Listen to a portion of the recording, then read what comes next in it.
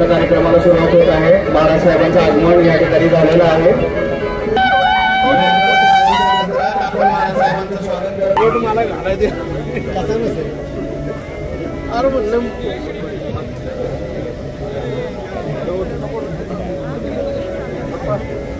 Builder association of India Satara सेंटरचे भव्य दिव्य अशा रचना प्रदर्शनाला आपल्या महाराज साहेबांना हजेरी लावलेली आहे।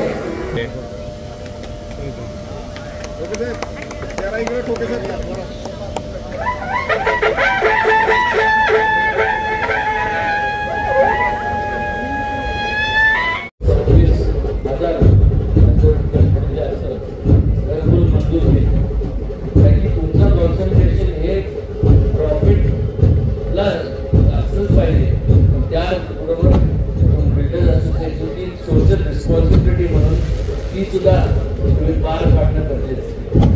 फुकट करून काम करायला तुम्हाला किंवा हॉबी म्हणून कोण चांगलं त्या काम करा त्याच्यात पण भरपूर आहे। मोठमोठ्या स्कीम्स आहेत काय जे मोठे प्रोजेक्ट करायचे असेल तर केव्हाही सांगा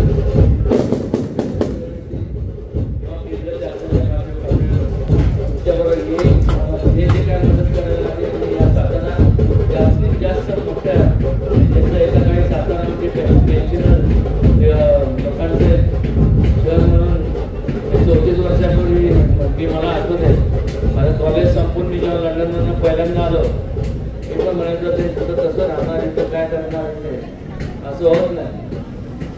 त्यामुळं आपल्याला आपली जागा आहे, आपल्याला आपलं शहर आहे, आपल्याला आपलं हे संपूर्ण डेव्हलपमेंट ही आपल्या हातात आहे। जबाबदारी जशी तुमची आहे माझी आहे सर्वांची।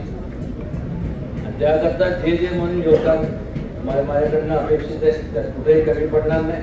पुन्हा एकदा त्या ठिकाणी आपण मला बोलवलं निमंत्रित केलं आणि आपल्याला बोलवण्यामुळं आपल्या सर्वांचा सहवास लाभला मी स्वतःला म्हणजे झालं असं समजतं आणि मनापासून बिल्डर असोसिएशन सातारा इंडिया आणि संपूर्ण सगळ्यांना मनापासून शुभेच्छा देतो। धन्यवाद, थँक्यू, जय शिवराय। बिल्डर्स असोसिएशन ऑफ इंडियाचं आपलं रचना एक रिअल इस्टेटचं भव्य प्रदर्शनाचा आज उद्घाटन समारंभ इथं पार पडतोय।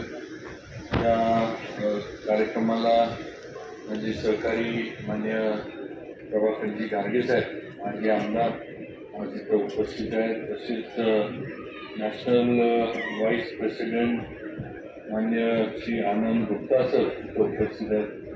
त्याचबरोबर स्टेट चेअरमन मान्य श्री अनिल सोनवणे, नॅशनल सेक्रेटरी श्री मोहिंदर रिजवानी, त्याचबरोबर माजी नॅशनल प्रेसिडेंट श्री अविनाश पाटील, माजी नॅशनल प्रेसिडेंट भगवानराव देवकर, सेंटरचे चेअरमन आणि माझे सहकारी मित्र मान्य सुधीर टोपे साहेब, सेंटरचे सेक्रेटरी हर्षद वारावरकर, त्याचबरोबर व्हाईस चेअरमन मान्य सयाजी भोसले, ट्रेजरर मान्य पृथ्वीराज पाटील, माजी स्टेट चेअरमन मान्य सुधीर गाडगे साहेब, दत्ताजी मोळे साहेब, माझे मित्र सचिनजी देशमुख, तसेच या रचना या प्रदर्शनाचे प्रायोजक Classic Group, Strong Infra, Kangralkar Associates, SBI, त्याचबरोबर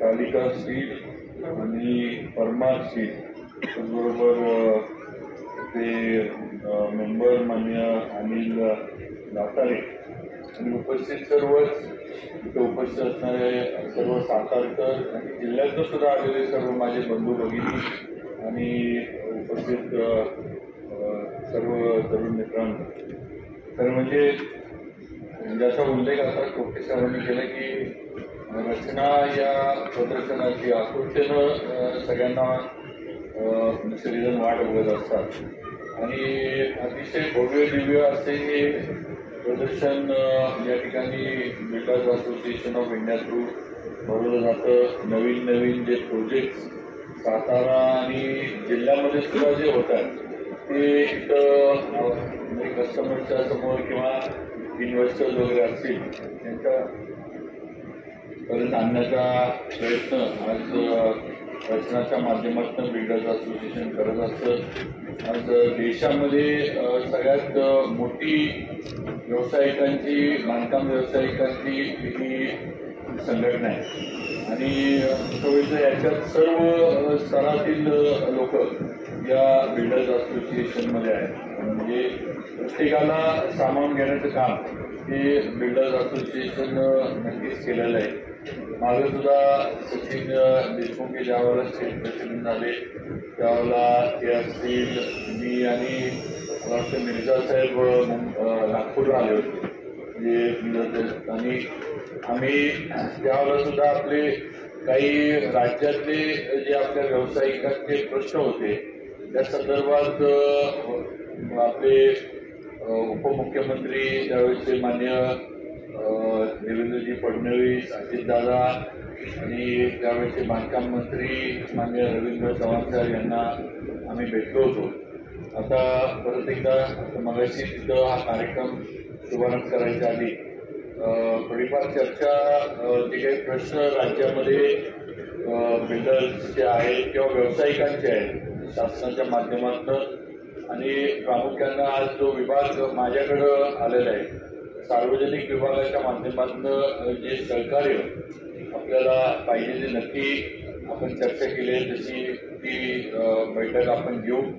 सेक्रेटरी असतील मग आपल्या ज्या काही अडचणी आहेत त्याबद्दल निर्णय कसा करता येईल आपण नक्कीच प्रयत्न करू आणि आमचे सातारचे सगळे जे आपल्या सेंटरचे आहेत ते या फॉलोअपमध्ये राहतील.